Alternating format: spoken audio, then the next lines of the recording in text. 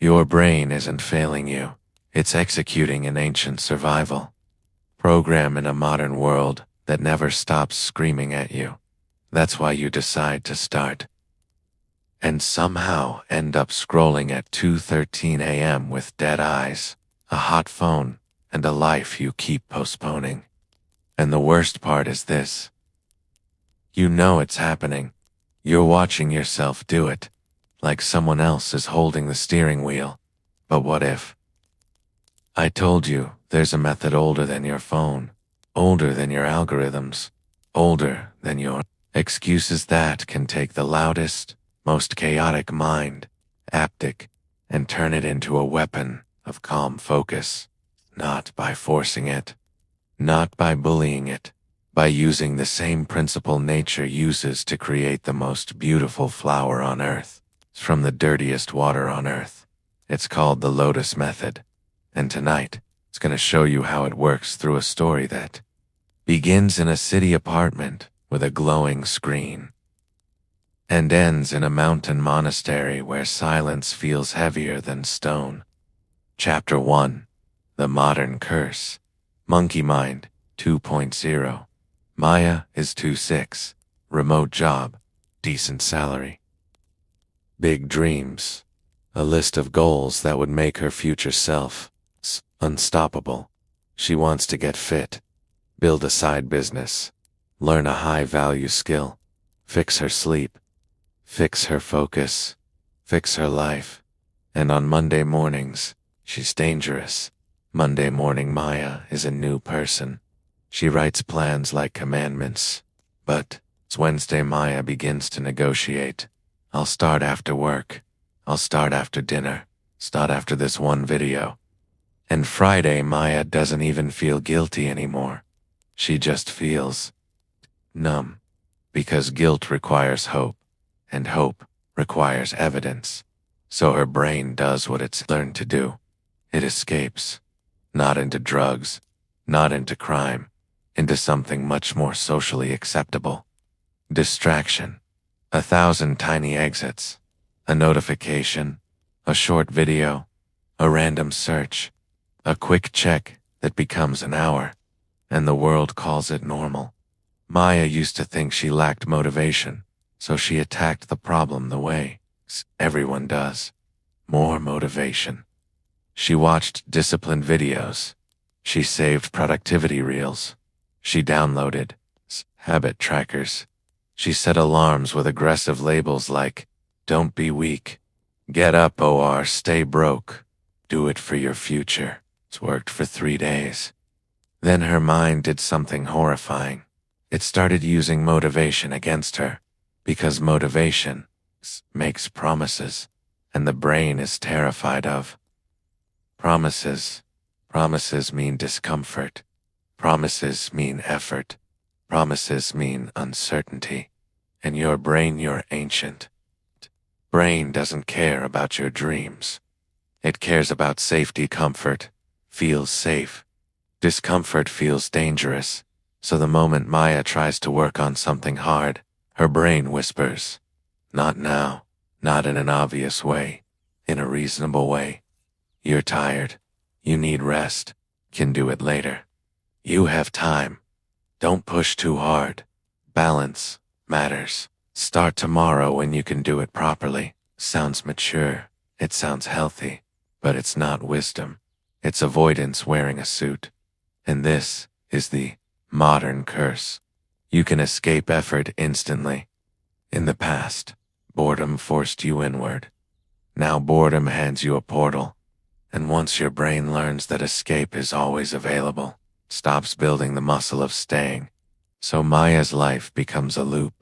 Plan, delay, guilt, repeat, until one night she realizes something that scares her more than failure. She's not just losing time. She's losing the ability to choose. That's the real cost of distraction. Not that you waste an hour, but that you teach your mind. I don't control what I do. Cain. Then the identity forms. I'm the type of person who can't stick to anything. That identity is poisoned, because now, every time you fail, You don't just fail the habit, you confirm the story. Maya can feel that story hardening, so she does something. It's unusual. She stops looking for productivity hacks and starts looking for a cure. Not in silicon, spally. Not in a new app. Not in a new routine. In something ancient. Because she hears a phrase in a podcast that hits her like a slap. The mind is like a wild monkey.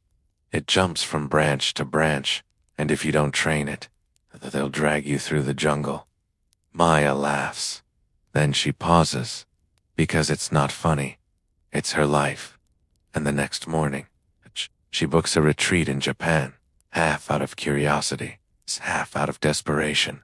A Zen monastery on a mountain. No phone, no talking, no excuses. She tells herself it's just a break. But deep down, she knows the truth. If she can't change her mind, she's going to live the rest of her life as a passenger. Chapter 2. The Mud Pond. Takumi's lesson arrives in the city. The monastery is colder than she expected. Not just weather cold. Soul-cold. It's quiet in a way that makes your thoughts loud the first morning. Before dawn, she walks outside and sees a muddy pond. Not beautiful, not Instagram-worthy, just mud and still water. A young monk is already there, standing perfectly still, as if he's been carved into the air. Maya thinks, how are they so calm? Then she enters the meditation hall. She sits down, and her mind explodes. Suddenly she remembers everything, every regret, every awkward moment, every unpaid emotional debt, every fear about the future. When she closes her eyes, her thoughts don't disappear. They multiply. She feels anger. This is supposed to help. Why is it worse? She tries harder. Her mind resists harder. She tries to force silence. Her mind gets louder. By day 3, she's furious. By day 5, she's ashamed. By day 7, she's ready to leave. And that's when she meets him. Not dramatically, not like a movie. She's sitting outside after another failed meditation session, staring into the muddy pond like it insulted her. And an old teacher sits beside her. No grand entrance, no mystical aura. Just a presence that feels settled. He doesn't ask what's wrong. He asks one question. What are you fighting? Maya says, my thoughts. The teacher looks at the pond. Then he says, look again. MySQUINTS. Mud. Water. Nothing else. Then she sees it. A small bud. Tight and green. Barely above the surface. A lotus bud. And something in her chest loosens. Because she understands. The image instantly. The teacher says, this flower rises from the mud. Not despite the mud, because of it. The mud is not the enemy. It is the soil. Aya stares at the bud like it's speaking to her. Then the teacher says the sentence that begins the Lotus Method. Stop trying to defeat your mind. Learn to see it. And in that moment, Maya realizes why she's been losing her entire life. She's been treating her mind like an enemy, so it fights back. She's been trying to control it with force, so it rebels. But what if the goal was never control? What if the goal was clarity? Not to stop thoughts, to stop being possessed by them. The teacher tells her, you don't need a better mind. You need a trained relationship with your mind. That night, Maya can't sleep, because her old strategy is dying, and a new one is being born. Chapter 3. Awareness. The first petal. The next morning, the teacher gives her the first step. Not a technique, a perspective. He says, when the mind runs, notice it running. That is already progress. Maya almost laughs. That sounds too simple. But then he explains. Most people don't have thoughts. they become thoughts. A fear arises, and they become fear. A craving arises, and they become craving. An impulse arises, and they become impulse. They don't observe, they obey. So the first pedal of the Lotus Method is awareness, not self-hate, not guilt, not I'm broken. Awareness. Maya sits. Thoughts attack. She notices. She doesn't win, but she sees, and for the first time, she catches the exact moment distraction happens. It's not random. It's a pattern. This hard thing appears, gives discomfort, rises, gives the mind offers an exit. Her brain isn't trying to destroy her. It's trying to protect her from discomfort. That's why shame doesn't work. That's why punishment doesn't work. Because you're punishing a survival system. The teacher says, you keep calling yourself lazy, but the mind avoids pain the way the hand avoids fire. That lands. Because Maya remembers every time she said, I'm just not disciplined. No, she's just untrained. So she practices the first step every time she feels the urge to escape. She labels it, not out loud, internally, double quotes, escape, double quotes, comfort, avoidance. And something weird happens. The urge loses power, because when you name the demon, it stops being invisible. But awareness reveals a darker truth. Nia's life is designed to trigger escape, constant stimulation, constant comparison, constant noise, even when she's alone. She's not alone. She's with thousands of voices, and each voice wants something from her. Attention, emotion, reaction. So the teacher gives her the next step, and this one shocks her, because it sounds like surrender. But it's actually war. Chapter 4. Non-resistance. Wu-wei. The second pedal. Maya expects the next lesson to be, try harder. Instead, the teacher says, stop resisting. Ken explains, resistance creates friction. Friction creates heat. Heat creates exhaustion. That's why forcing discipline burns people out. They're pushing a boulder uphill while screaming at themselves. So the second pedal of the Lotus Method is non-resistance, not passivity, not laziness, non-resistance. Means stop adding a second layer of suffering. If the task is hard, don't also fight the fact that it's hard. If you feel discomfort, don't also hate yourself for feeling discomfort. You're not failing because you feel resistance. Resistance is the entry fee. Maya tests this with something simple. Cold morning. Meditation hall. Her legs hurt. Her mind complains. Instead of arguing, she says internally, of course, this is uncomfortable. And the teacher tells her, the moment you stop arguing with reality, you free energy. That energy becomes focus. Because now you're not spending fuel on emotional debate. You're spending fuel on execution. Maya realizes this applies to her whole life. Gym feels hard, gives. She argues, gives. She quits. Work feels overwhelming, gives. She panics, gives. He escapes. Learning feels slow, gives. She judges, gives. She stops. The method isn't be tougher.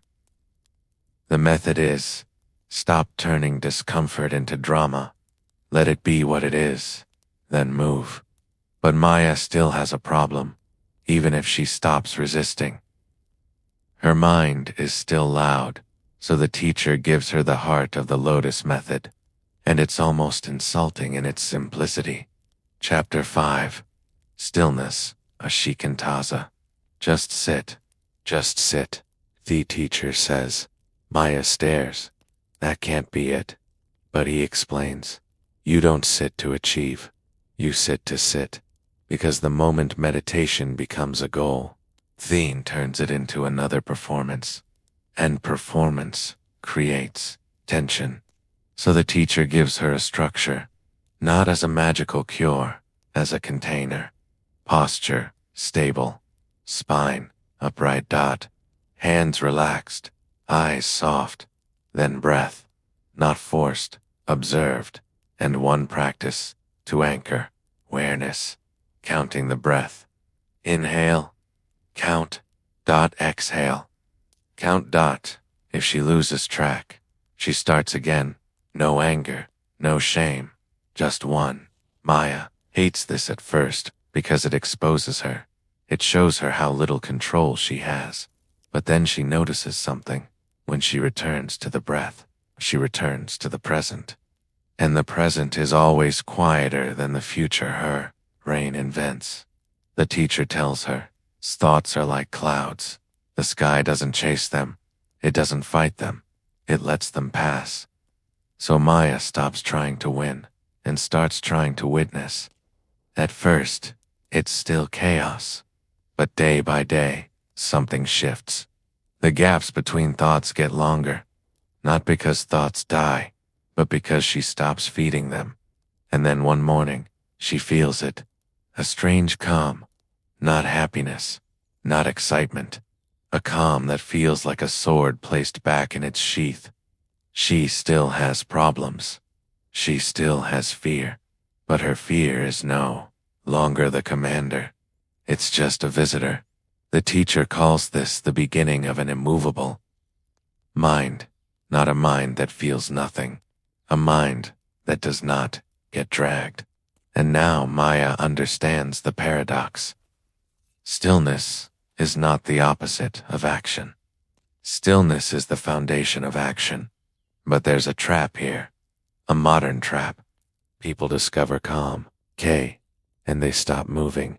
They become peaceful, but stagnant.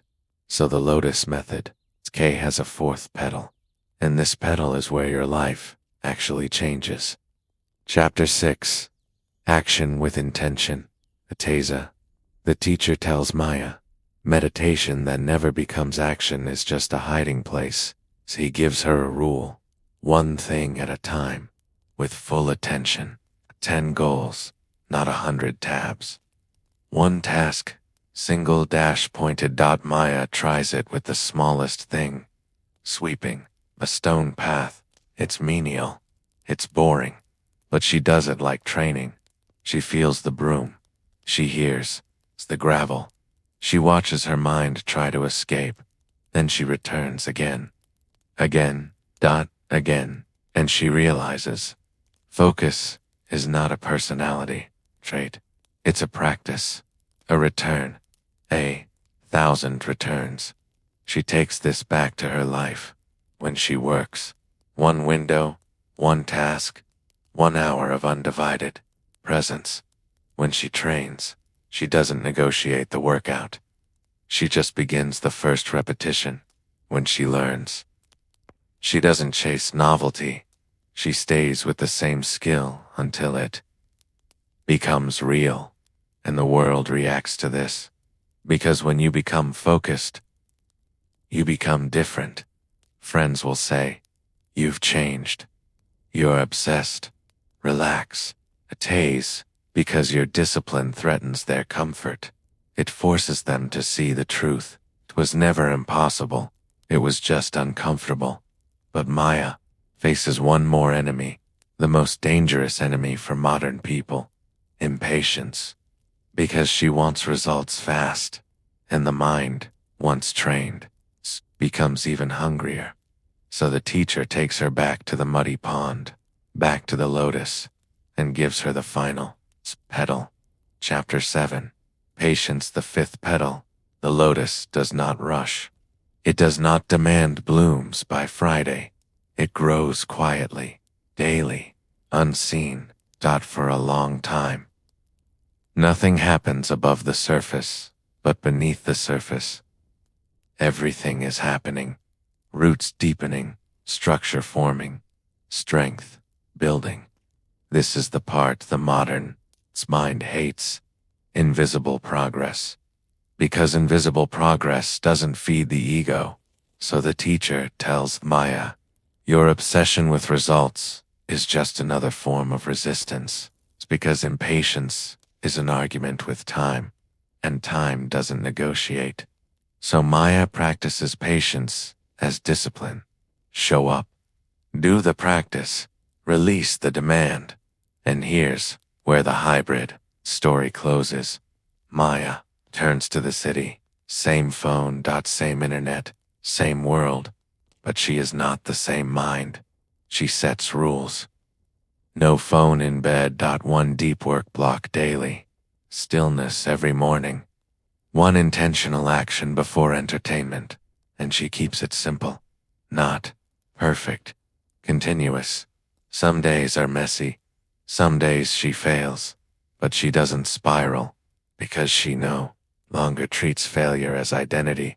She treats it as mud. And mud is part of the process. Months later, someone asks her, "How did you become so disciplined?"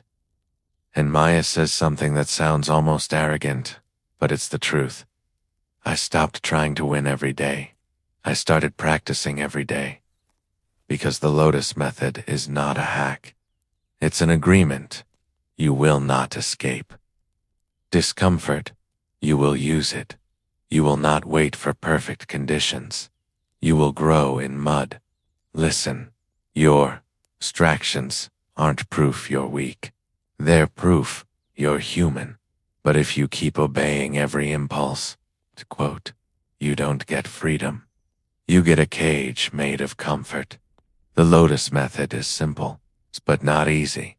Awareness, non-resistance, stillness, intentional action, patience, and if you do it daily, without drama, without perfection, without waiting for motivation, one day you'll look up and realize the noise is still there, but it doesn't own you anymore. The mud is still there, but you are no longer stained by it. You didn't become a better version of yourself. You became real. So here's the question.